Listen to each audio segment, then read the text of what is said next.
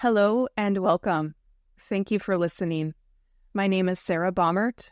I'm a yoga teacher, Feldenkrais practitioner, and host of the Sarah B. Yoga podcast.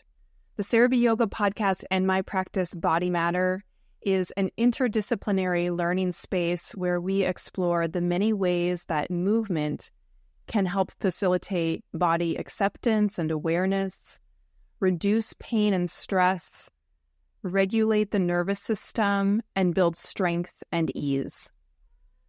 My teaching plays with the synthesis of Feldenkrais awareness through movement lessons, traditional yoga asana, creative imagery, breathing exercises, self-massage, and a compassionate mindset to help you feel a greater sense of ease and comfort in yourself. Sarah B. Yoga and Body Matter have a lot of other program offerings.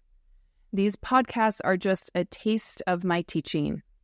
Each week I teach a range of online classes, including a gentle yoga class, a level 2 class for more advanced students, and Feldenkrais classes with monthly themes, anatomy lessons, and Q&A sessions for more in-depth study. I have 2 new online series offerings for the fall.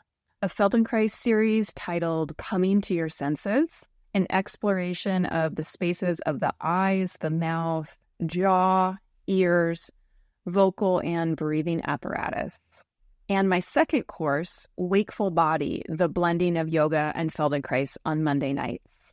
As one student recently described Monday nights, that felt like I just gave myself a massage. So these fall classes will be a continuation of some fan favorite stretching sequences that incorporate bolsters and other props to enhance the poses. There is still plenty of time to join these courses live or via the course recordings. You can find more information about these offerings in the show notes. Okay, on to today's episode. Thank you so much for listening.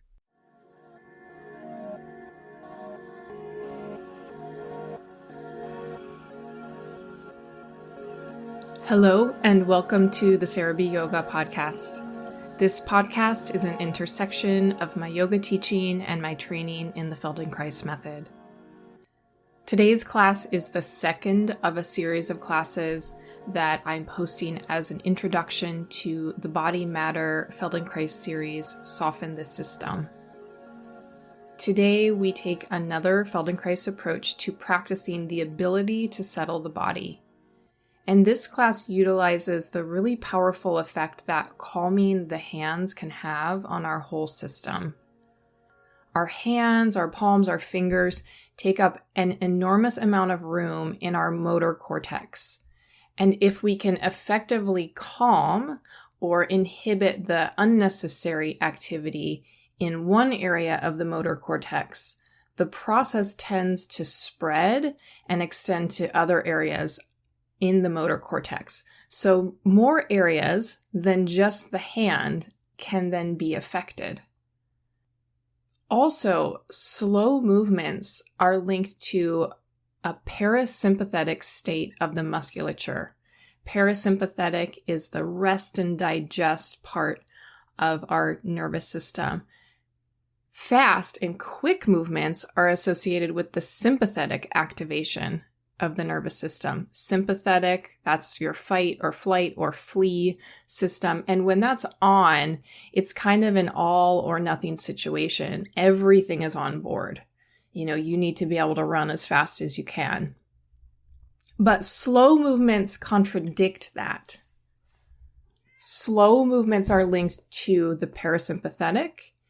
And so when we're working with the hand today, with each opening and closing of the hand or each action of the hand that we will do in today's lesson, there's a dampening of the unnecessary activity in the motor cortex.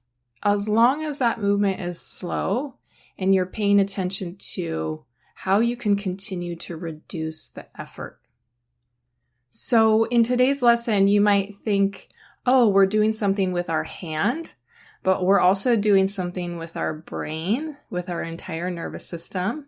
So you can start to feel how the softening spreads and the relaxed feeling begins to generalize through your whole system. If today's class is interesting, or if you're curious about the approach from today's class, you may be interested in the Soften the System series, as well as a few other self-paced Feldenkrais audio series.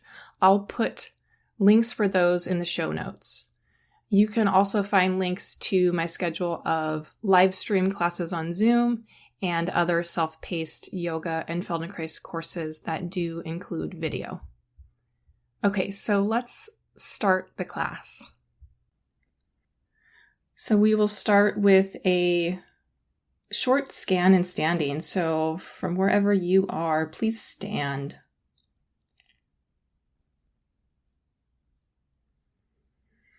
Stand with your eyes open and just let the eyes move out to the horizon. And notice the way that you inhabit your arms, your shoulders. And feel the distance from the right ear to the top of your right shoulder. See if you can measure that distance in your sensation. And then do the same thing on the left side, from the bottom tip of the left ear to the top of the left shoulder.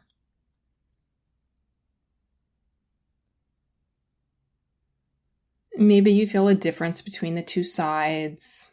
Maybe you just get a general sense of how the shoulders feel.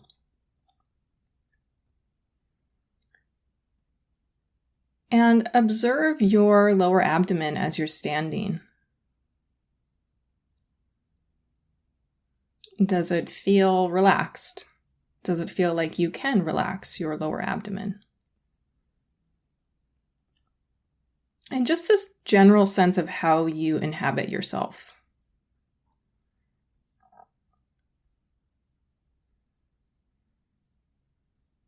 Great. And then find your spot on the floor. So hopefully you have a comfortable, warm place, and lie on your back.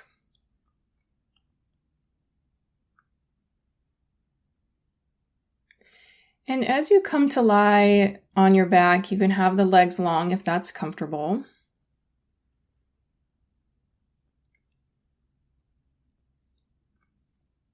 And see what is your sense of where you inhabit yourself. Do you feel that you are more present or more connected to yourself in some places more than others?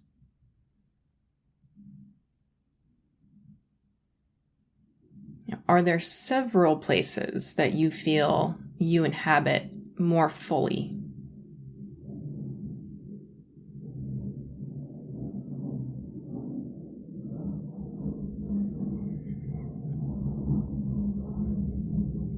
Does something change when you are lying on your back in regards to the sensation of the lower belly, any kind of movement in your abdomen?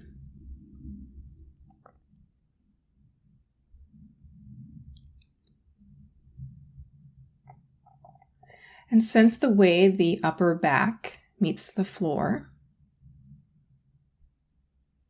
the two shoulder blades, and the two arms.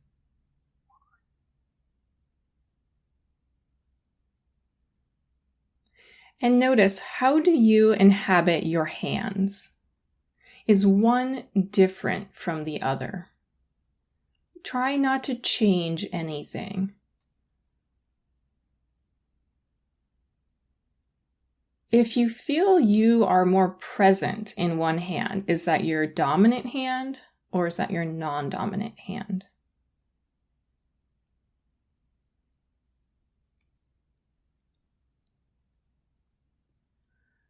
Good. And most people have their arms on the floor somewhere alongside the body. If you don't, could you place them alongside the body? And notice as you do that somewhat spontaneously, what's the orientation of your palms? Again, don't change what you did naturally.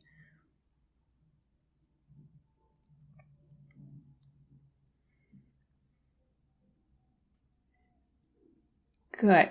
So however you have your hands, can you place them so that your palms are facing the floor? And feel, is this different for you?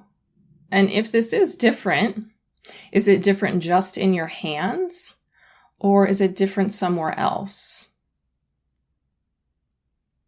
Is it different in your shoulders? Is it a different emotional tone?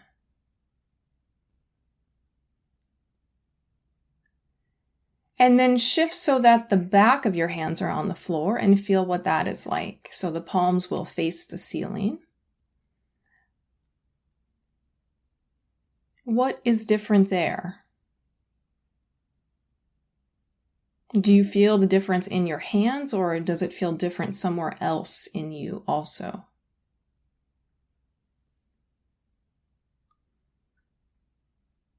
And now turn your palms so that the palms face the sides of your body. What is that like? And can you feel in the hand that there is a kind of curve to it? So it wouldn't be straight unless you were really straightening out the fingers. So notice the curve in your hand.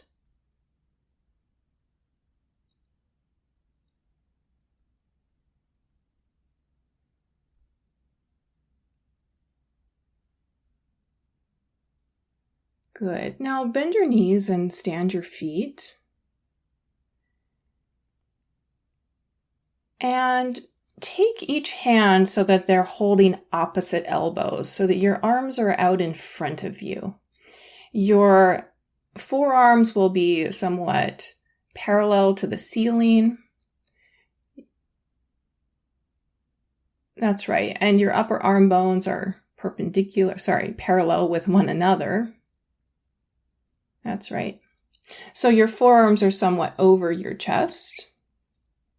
And notice how you hold your elbows. Notice the tone in your hands. And now just do a small movement of bringing this, we'll call this rectangle arms, right? Your arms are making some kind of a rectangle. Start to move the rectangle in the direction of your abdomen. And then come back to neutral where the arms are in front of you. So you move the rectangle a little bit towards the belly, and then you bring the rectangle so that your forearms are in front of the chest. Yeah, simple, small.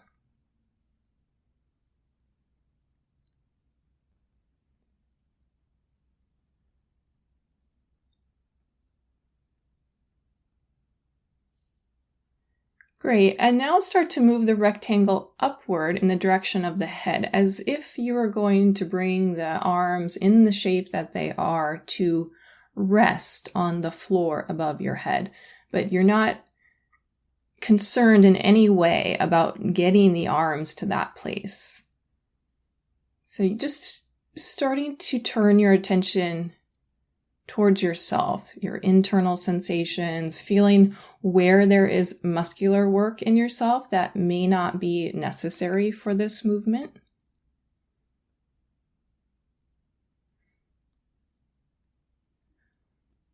That's right. And then just bring the arms downward towards the belly once, and then back upwards towards the head. And feeling the quality of this right now.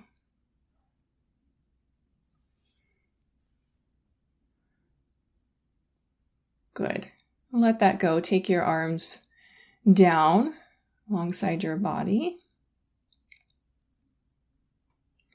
Now, with your non-dominant hand, can you start to turn the forearm of your non-dominant hand arm so that your palm faces up and then faces down? So just a simple rotation. Feeling the texture of the floor, keeping the fingers soft. Yeah, so the hand, you never need to lift your hand up. Some part of the hand, some part of your fingers will be touching the floor at all times. You're just rotating. Yeah, and notice the tone in your fingers. Yeah.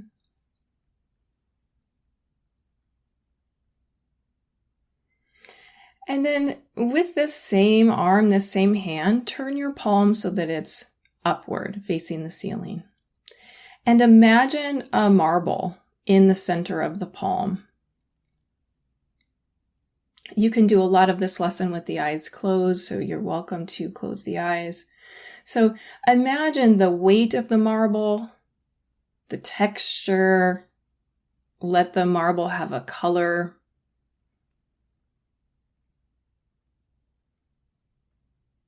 And very gently begin to roll this imaginary marble in a small circle in the palm of your hand. So you don't let the marble fall out of the palm.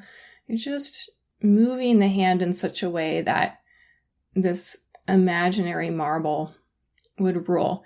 Yeah, and so the hand is on the floor though. You're not lifting your hand off the floor. So the back of your hand, maybe some parts of your knuckles, stay in contact with the floor. So it's just the smallest amount of effort you would need to just roll this marble, imaginary marble, in a small circle.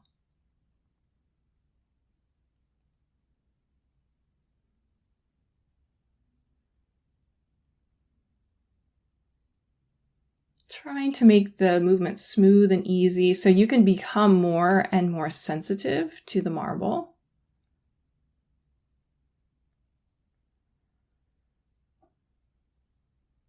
Great. And then let that rest and just turn this palm so it faces down. And see if you can have both palms facing the floor.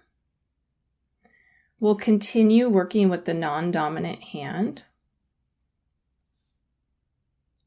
Notice for a moment how you inhabit each hand.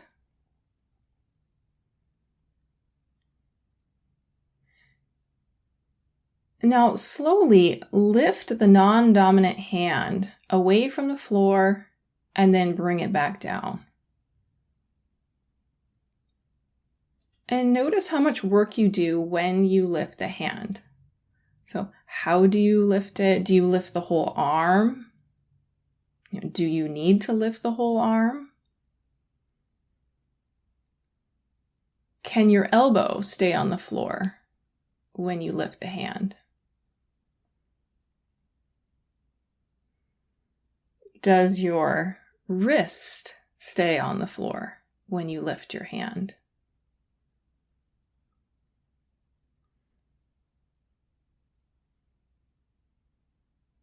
Yeah. What can you do to the hand so that the hand hangs? So the proposal is to lift the hand from the floor and then feeling what could you do to let the hand hang?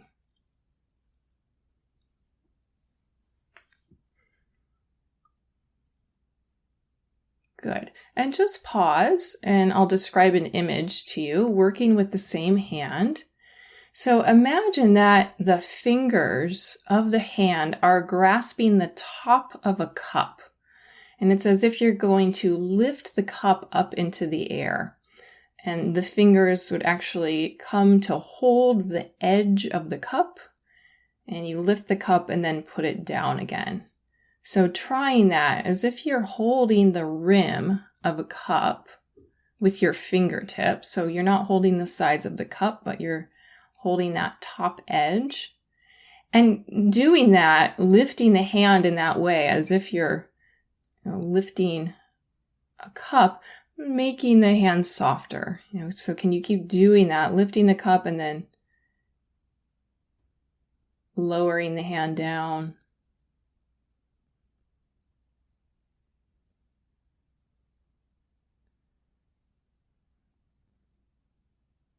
That's right, noticing your breathing. So taking a moment, still doing this movement with the hand, but notice, can you sense the way your back meets the floor, your breathing?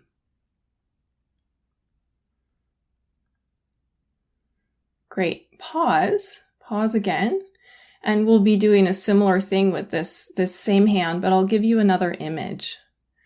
So the hand is going to lift, but think that it starts to form the shape of a jellyfish. So the fingers get long, and then they start to come closer to one another, and then the fingers open as you come back to the floor. The whole hand opens and returns all the way to the floor each time.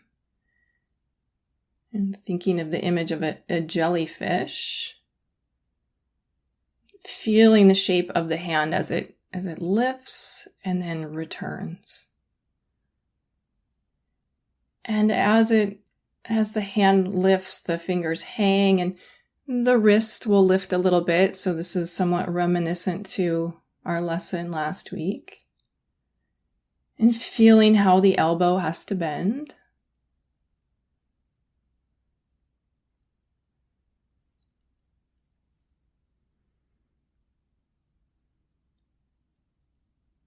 Good. Again, pause. And in a moment, we'll start to do a very similar movement. But if someone were looking from the outside, it may look exactly the same, but I'll ask you to do it in a different way. So doing the same kind of movement, but leading the whole action with your wrist. So your wrist begins to lift from the floor and the fingers hang. And then the wrist returns the hand to the floor.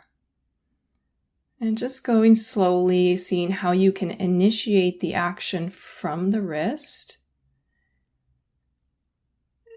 And sensing where you could soften the tone still in your hands and your fingers. Now, is that different? Is it different when you initiate by lifting the wrist? Yeah, and you always bring the hand back down. So you don't need to leave the hand up in the air for a long time.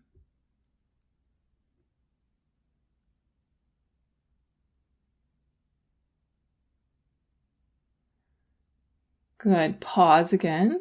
Just pause for a moment.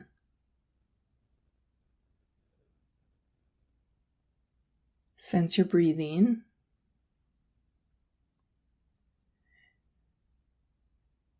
And again, you'll do the same movement. So it may look the same, but this time see if you can initiate by the fingers getting longer.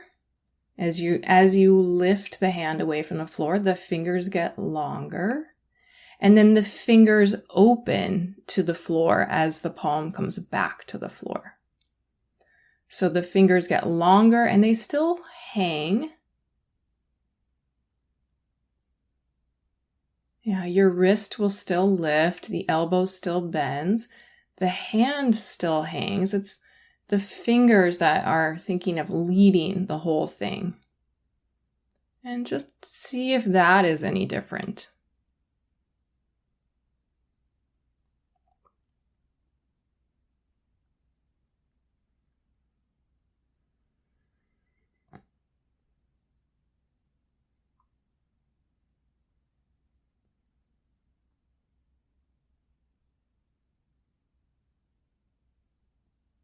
Good. Again, pause. Just pause and sense your two hands. Compare the two arms, the two shoulders.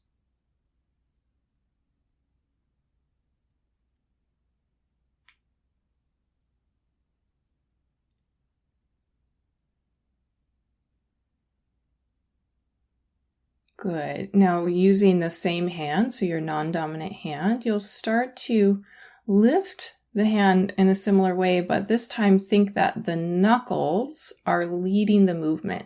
So the bigger bone, the joints where the fingers meet the palm, the knuckles lift the hand, and then the knuckles open and bring the hand back down. And just notice if it feels different if you initiate at this place.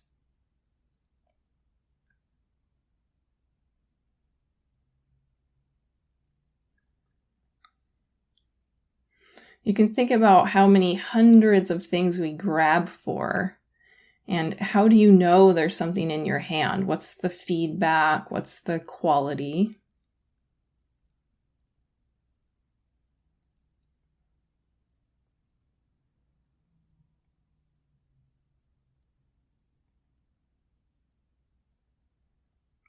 Good. Pause one more time.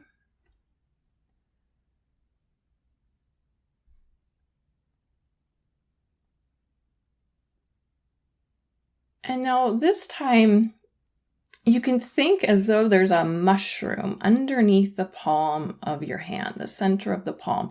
And that mushroom begins to grow, and it pushes your palm into the air.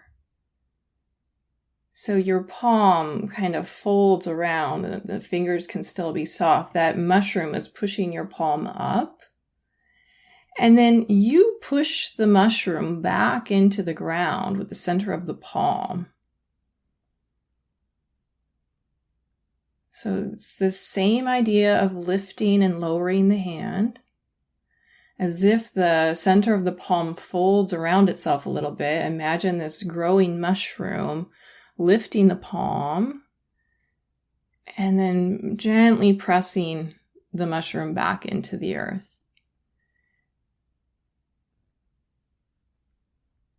And so we can think of lifting the hand in all these different ways. You could play for a moment with some of these different ways. If there was an image that kind of shifted the quality for you, maybe one was more clear to you than the other. Whichever way, or in any of the ways you're doing it, can you keep doing it in a soft way? So there's this closing and opening of the palm, that sense of the jellyfish.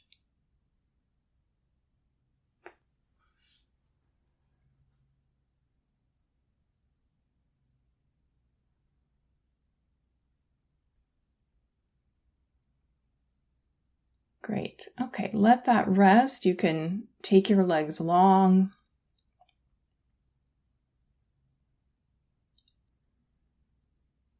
And sometimes Feldenkrais would talk about a movement being aesthetically pleasing. And there's something about this movement of the hand. I think about that and the way that we can shift the quality of the movement. So he says that kind of quality of organization, which makes it pleasant, comfortable, easy to realize, and in such a way that I feel that I aesthetically appreciate and agree that I do it well.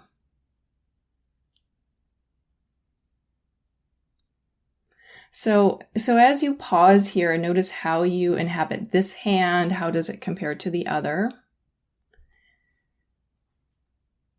And with both palms facing down, will you lift this hand you've been working with and then place it down, feel what that's like, and then a couple of times lift the other hand and feel what that is like. Is it different?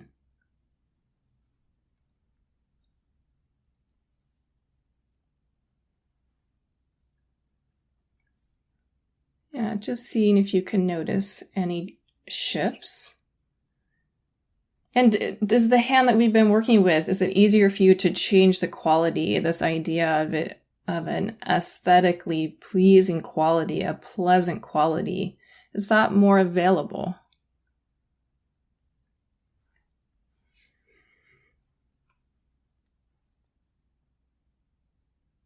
Great. Now you can stay with your legs long, or you could put a bolster under your knees or bend your knees. Do what feels comfortable for you. With this non-dominant hand, turn the palm up and imagine the marble in this palm. And just slowly try circling the imaginary marble. And again, see if it's different. Maybe the idea itself and the quality of the hand is different.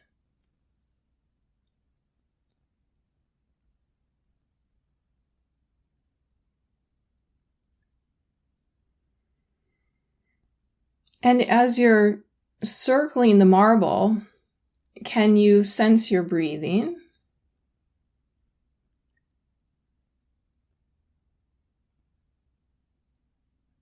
Capable of sensing the smoothness, maybe sensing the marble moving over the surface of your hand. But as you circle the marble, where else can you pay attention to?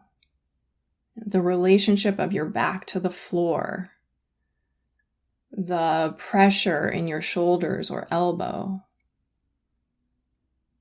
What's happening at the elbow? Is the elbow moving? Is the shoulder changing pressure with the floor?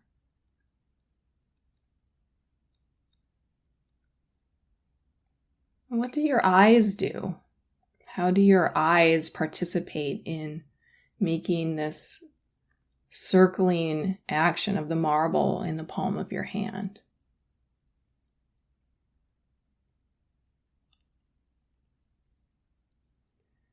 Okay, let that rest. And now I'll ask you to do things a little bit differently with the other hand. So your second hand, turn that palm to the floor. So this will be your dominant arm hand. And just invisibly, so no one can see it, but you have an image of the whole action happening. Can you imagine the wrist lifting towards the ceiling and then coming back to the floor? So it's invisible. Feeling, sensing, imagining how you could lift the wrist, lifting the hand, and then lowering it. And seeing how much you can really feel that you're lifting your hand. Could you feel that you are initiating from the wrist? Yeah, can you really do it invisibly? Meaning it's in your imagination.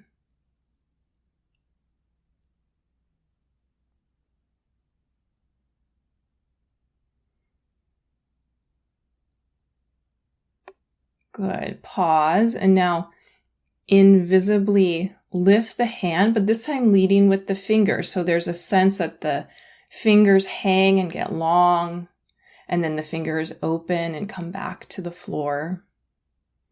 And so as you do something in your imagination, internally, it may really feel like you're still doing something. So you can start to work with just the barest initiation of movement.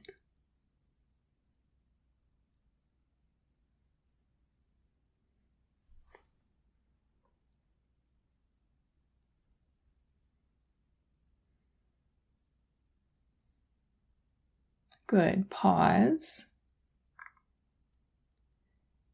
And begin to invisibly lift the hand with the sense of the palm folding around itself, the image of the mushroom pushing the palm into the air, and then the palm pushing the mushroom back into the ground.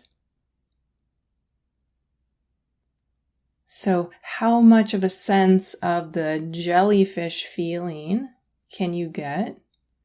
But you're doing it so no one can see it.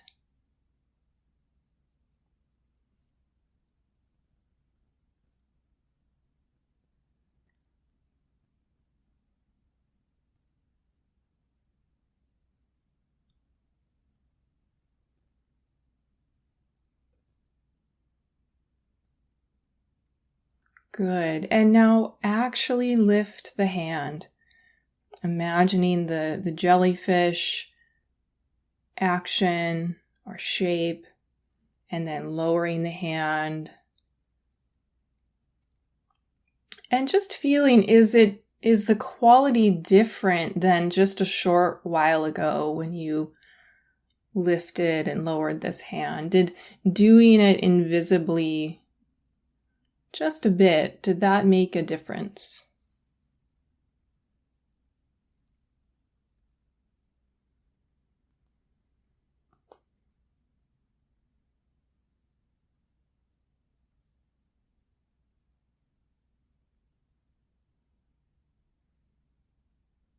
And spreading your attention so you continue to lift and lower the hand, the palm folds around itself and then opens, and you spread your attention feeling how your back meets the floor, sensing your abdomen, your jaw.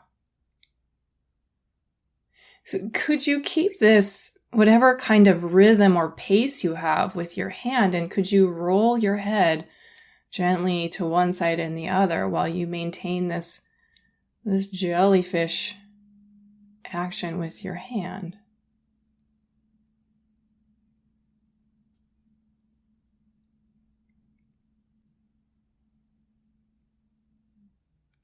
Yeah, and maybe the movement of the hand gets quieter and quieter.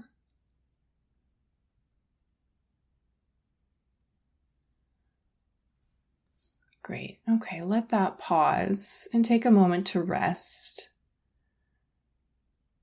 And notice as you rest how you inhabit your hands now.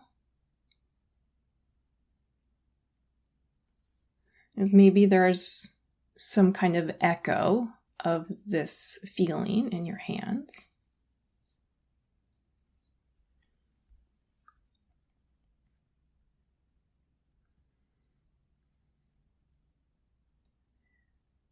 Good. Now bend your knees and stand your feet. And turn both palms to face upward towards the ceiling. And in this dominant hand, imagine the marble. Feel the weight of the marble, texture, its color. Maybe it's a different color now. And with this dominant hand, begin to circle the marble in the palm.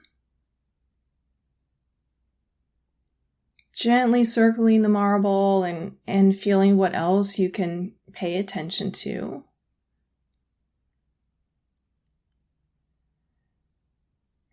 And now, could you move this marble into your wrist, rolling the marble?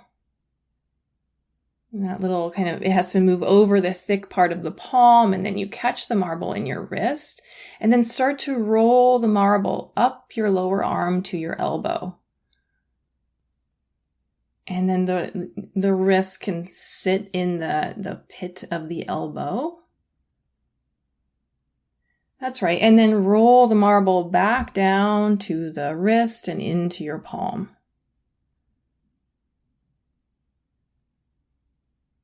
Yeah, and doing that again, just with your own timing. Notice what happens with your eyes as you watch and sense this imaginary marble rolling it to your wrist and then to the elbow, feeling how you have to lift the hand, lift the arm.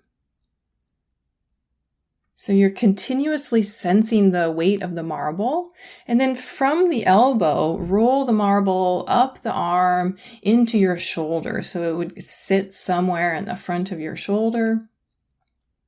And just feeling where you take your forearm, where you take your hand. Yeah, and then roll that marble back down to the elbow, to the wrist, and to the palm. And just slowly continuing that. One more time, rolling the marble to the shoulder. And once the marble gets to the shoulder, could you roll the marble across your clavicle, your collarbone on this side, until it comes to fall in the point where your collarbone joins your sternum, and just balance the marble there. And, maybe your arm is up in the air, across the body, or somewhere. Yeah.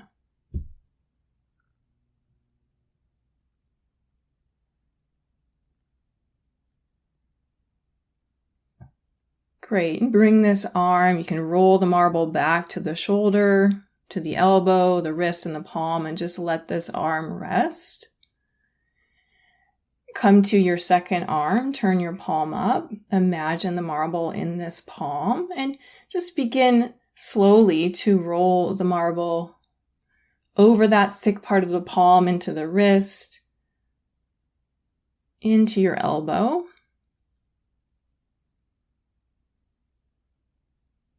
And then rolling the marble back to your palm.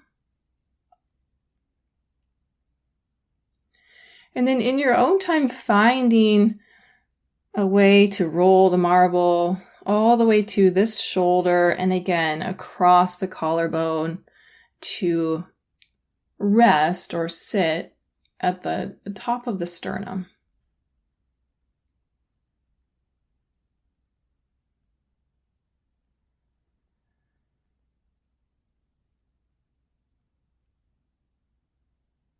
Great. Good. And then in this kind of way of lifting the arms, could you make your way, again, in your own time so that the two hands hold opposite elbows?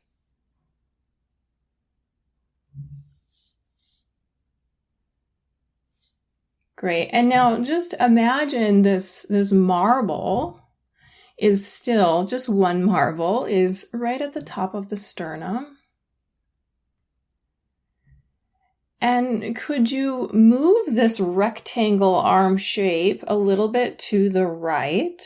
Imagine rolling the marble towards the right shoulder and then coming back to the middle.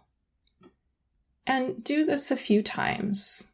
Slowly moving the rectangle to the right and then coming to the middle. So when you take the rectangle to the right, it becomes more of a parallelogram. Yeah, so the forearms aren't resting on your chest. The forearms are kind of in the air in the direction of the ceiling, over your chest in some way. That's right. And then from there, you take the arms, the rectangle arms to the right and back to the middle. And noticing how, maybe you don't need to grip the elbows. Maybe you aren't anymore. Maybe you can just have a softer touch somewhere on the forearms. A lighter hold.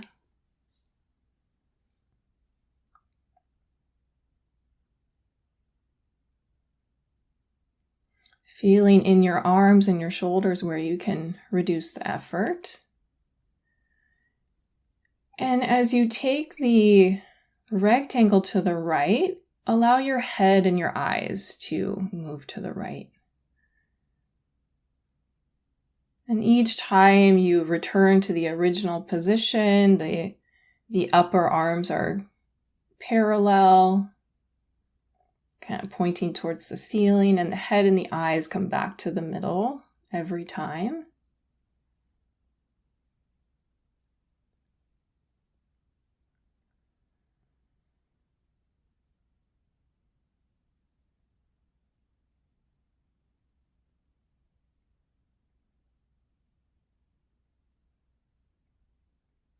Great. Okay, let that rest for a moment. Take your arms down and lengthen your right leg. Have your left leg bent and the sole of the left foot standing.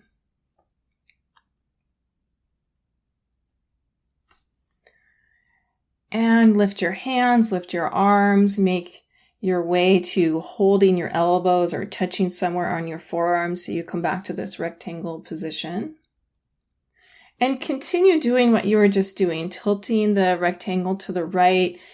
You could keep imagining the marble is on your sternum and it rolls to the right across the collarbone towards your right shoulder. So feeling the kind of shifting that happens in your chest. And then bringing the rectangle back. And as you take the rectangle to the right, push a little bit the left foot into the floor to help you turn your pelvis to the right.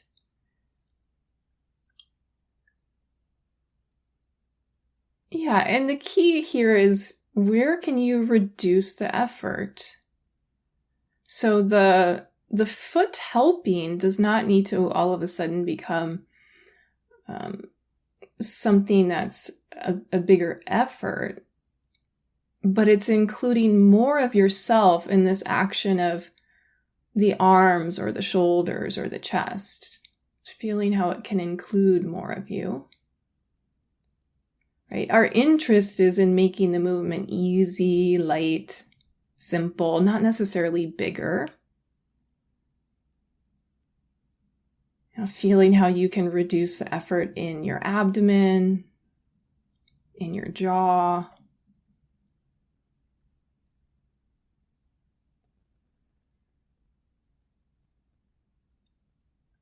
Good. Now pause in the middle and just notice that you probably have one arm on top or in front of the other. And now just take your arms down, take your leg down, rest for a moment. And notice your contact with the floor, comparing the two sides, noticing if something has changed.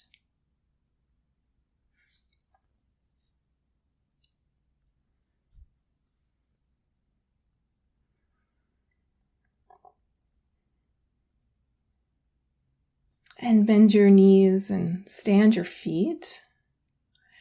And bring the arms to the rectangle position. And see if you can have the other arm in front. And there still is this curiosity about how tightly do you need to hold your elbows, or could your hands be more touching the forearms? How much of a grip do you need? And then begin to move the rectangle to the left and back to the middle. And the quality of this movement is as if you could do this all day long. It's as if you're hardly doing anything.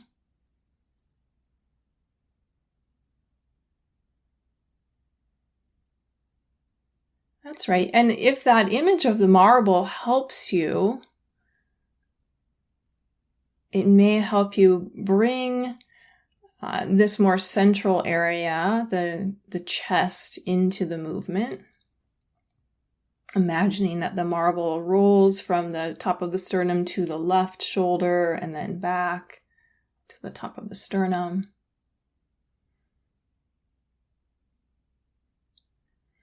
That's right, starting to turn your head and your eyes to the left also. And seeing, does it make the movement of the arms easier when you turn the head and the eyes to the left?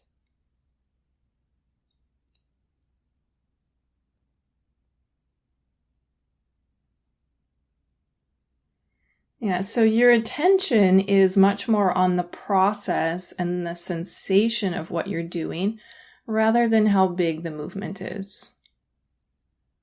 The more effort you make to make the movement bigger creates more noise. I'm sort of saying noise in quotes. This noise, that's a disturbance of your ability to feel and sense what you're doing. Okay, bring your arms down, rest, and just observe the movement of your lower belly.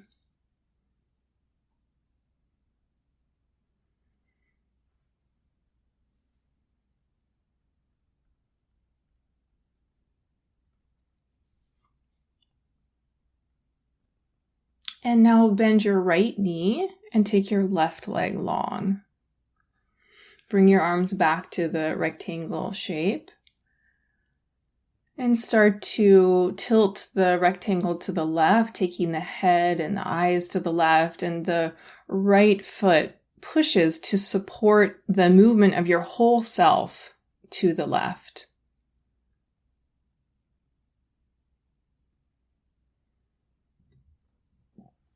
That's right. So the movement is small enough that you can have attention to coordinating these movements, finding some synchronicity so that it's not a movement of the arms, the foot, the eyes, but it's one movement. It's you, your whole self. That's right. And in a way that feels aesthetically pleasing. There's an ease, a pleasantness that you enjoy.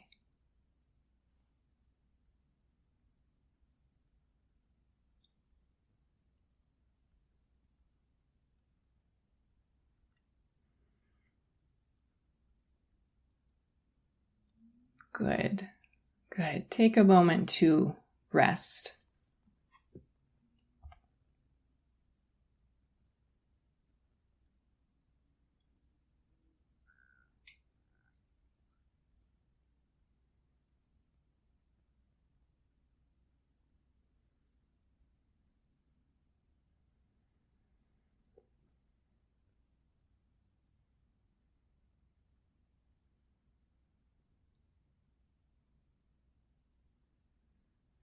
And now bend your left knee, stand your left foot. Your right leg will be long.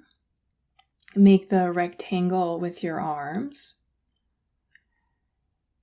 And begin to move the rectangle to the right. But as you do it, don't allow the head and the eyes to turn to the right. So the arms, your chest, your shoulders, your foot, your pelvis can move to the right, but we're keeping the head in the middle and the eyes in the middle. And so you could still imagine the marble is rolling to the right. So it's this differentiation that we use in the Feldenkrais method where we start to separate or shift variations.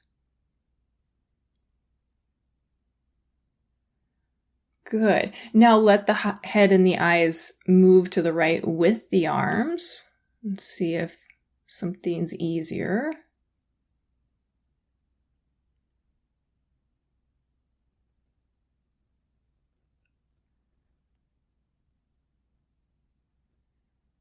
Good. And then you come back to the middle, to the neutral, and this time move your head and your eyes to the left as the rectangle moves to the right, and the movement of the arms may become smaller. The left foot can still push into the floor. And as the arms, rectangle arms, come back to the middle, your head and your eyes come back to the middle.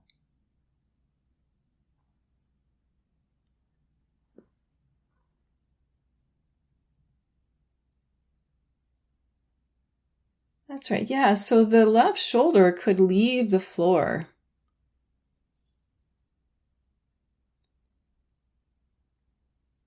Good. And now let everything move together. In other words, your head, your eyes, your chest, your pelvis comes to the right, and see if anything became a little bit easier.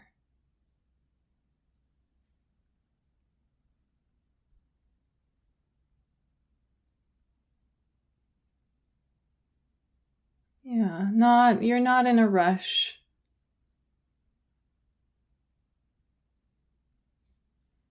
Okay, good. I see some of you resting already. Take your arms down. Take your leg long, so both legs are long. Yeah, and the rests are perhaps more important than the movements themselves, or almost as important, allowing your brain time to integrate what feels new.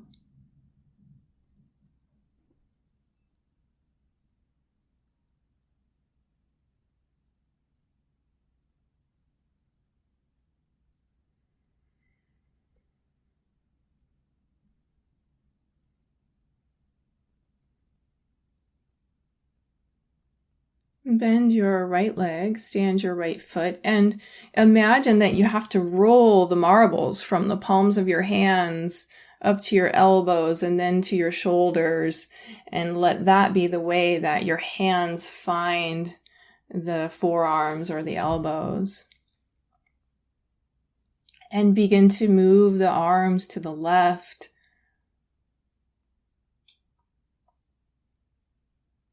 That's right. As the arms move to the left, can you constrain your head and your eyes? So your head stays in the middle, your eyes stay in the middle. And so in order to do this, you have to really pay attention to what you're doing, because for most of us, reflexively, your head and your eyes will want to turn to the left. So as you keep your head and your eyes in the middle, you might notice that it restricts the movement of the arms slightly.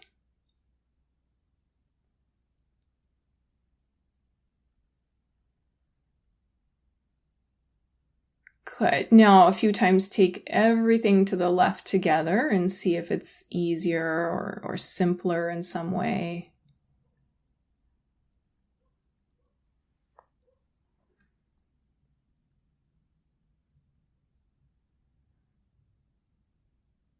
Good. Now the head and the eyes, when you're ready, you can start to shift the head and the eyes to the right while the rectangle arms move to the left. And again, you can still push with your right foot.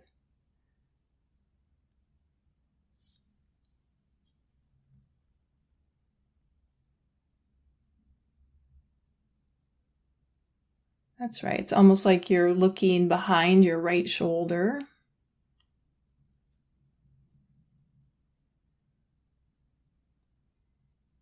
Yeah, seeing if the arms can stay in a smooth, so it's not quick, a smooth, continuous pace. Good. And now go ahead and take everything together to the left. That's right. And see how that compares to the first time that you did that, the first time that you took everything together. Maybe you are moving farther or bigger, but that somehow happened without more effort.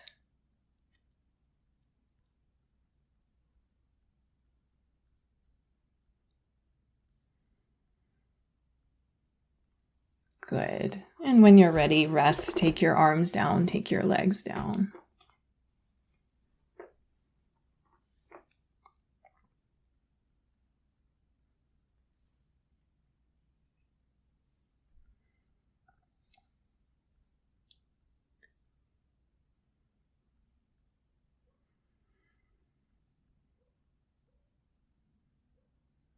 Notice the movement of your abdomen.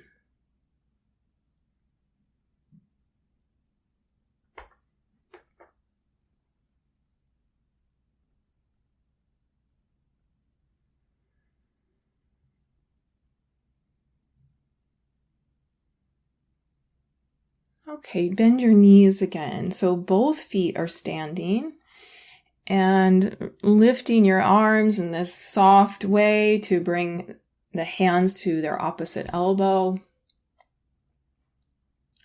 And slowly alternate moving right and left. So as you shift to the right, you push the left foot into the floor, and then you come through the middle, and as the rectangle moves to the left, the right foot pushes into the floor.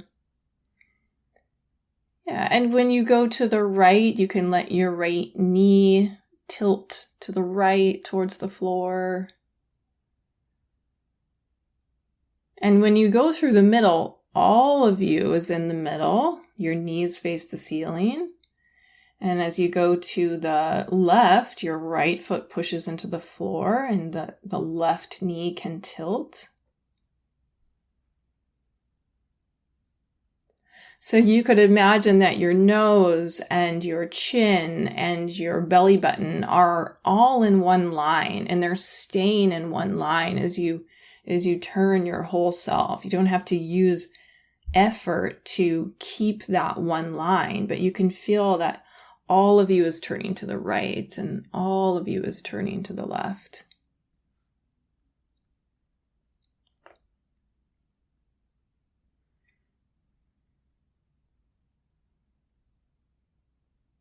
Good. And can you sense your breathing, your abdomen as you're doing this?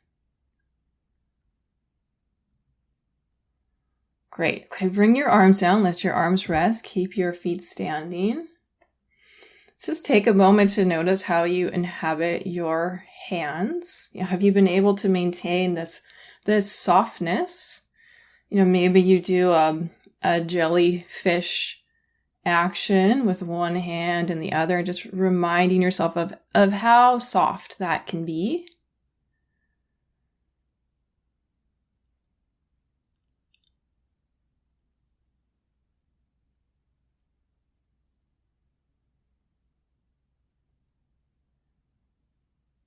Good. And then letting your Hands lift, bringing hands to their opposite elbow to find that rectangle position. And now go to that very first movement we did with the rectangle arms, moving the arms downward towards your abdomen and then upward towards your head. And just observe if it's a lighter movement than it was at the beginning. Is it more difficult? Is it easier in some way?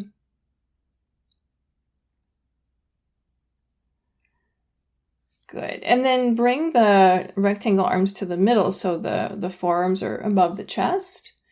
And we'll start to make a little circular movement. So take the forearms to the right and then move them down towards your abdomen, to the left and upward towards the head, and then back to the right. So making this simple clockwise circular motion.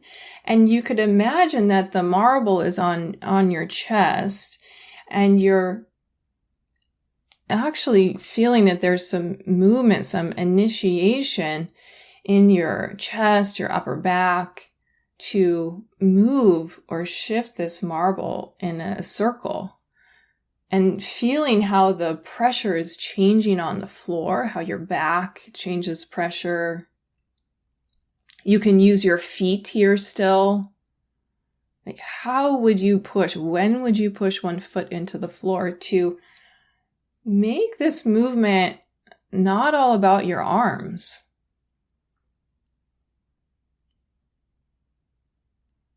That's right. And then let's just hit the brakes for a moment and reverse the circle. So you start to move in a counterclockwise direction and still feeling where you could make the movement lighter, easier.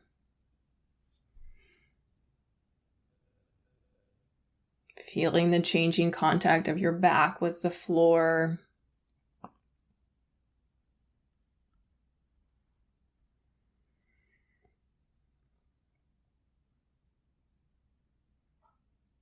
That's right. And your feet, letting your feet and your pelvis be involved. Great. Let that rest. Take your arms down, take your legs down.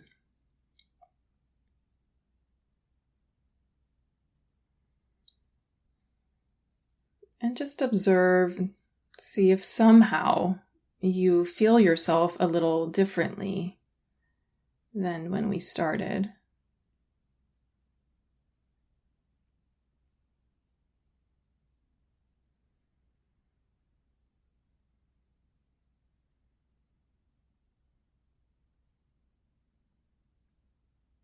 And with your non-dominant hand, turn that palm towards the floor.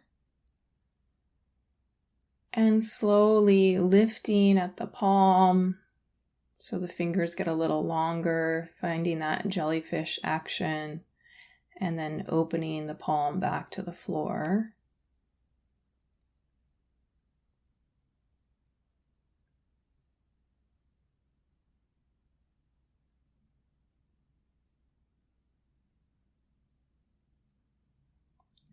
Yeah, feeling how quiet it can be, and begin to roll your head to one side and the other.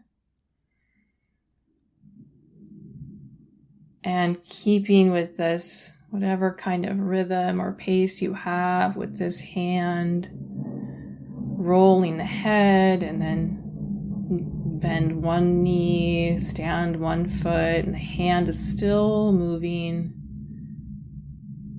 And then stand your second foot.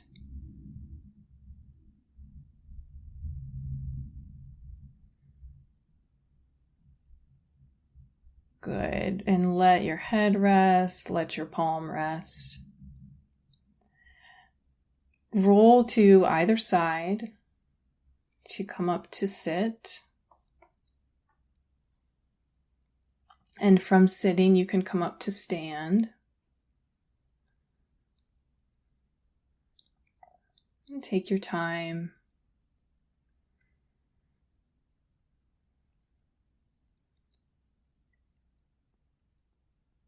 And as you're standing, first just feel how you inhabit yourself in standing. Feel the distance from your right ear to your right shoulder, and from your left ear to your left shoulder. Does anything feel longer there or different in some way?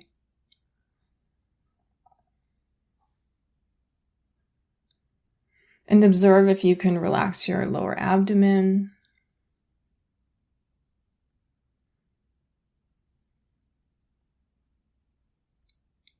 Good. And then take your time to walk a bit. Observe if you feel tall or light or something more pleasant to you. Maybe your face feels relaxed. So listen to the feeling of walking. Maybe there's something different in your feet.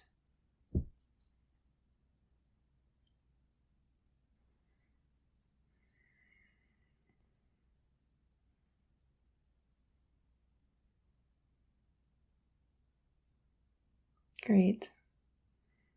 Okay, thank you so much, everyone. Are you enjoying this podcast? I've chosen to offer these audio recordings freely for over 15 years. I do this because research shows yoga, yoga nidra, and Feldenkrais to be valuable practices, those which I would like to share widely. Dana, the Buddhist practice of generosity, has always been a pillar of my business. And more generally, Dana is the inclination to give without expecting any form of repayment. It does, however, take a fair amount of time, effort, and cost to maintain and keep the podcasts available. If you feel you've benefited from what you've learned from these classes, then please do consider making a contribution towards the maintenance and upkeep of the classes. It will help ensure that I can continue to offer the podcast classes freely and keep generating new material. Give what you can, give what feels good. If it's too little, it won't feel good. If it's too much, it won't feel good. Links to support the show monetarily can be found in the show notes. And other ways to give include sharing the podcast with others, leaving a 5-star rating and review, or just sending me an email with how the classes have affected you. Thanks so much.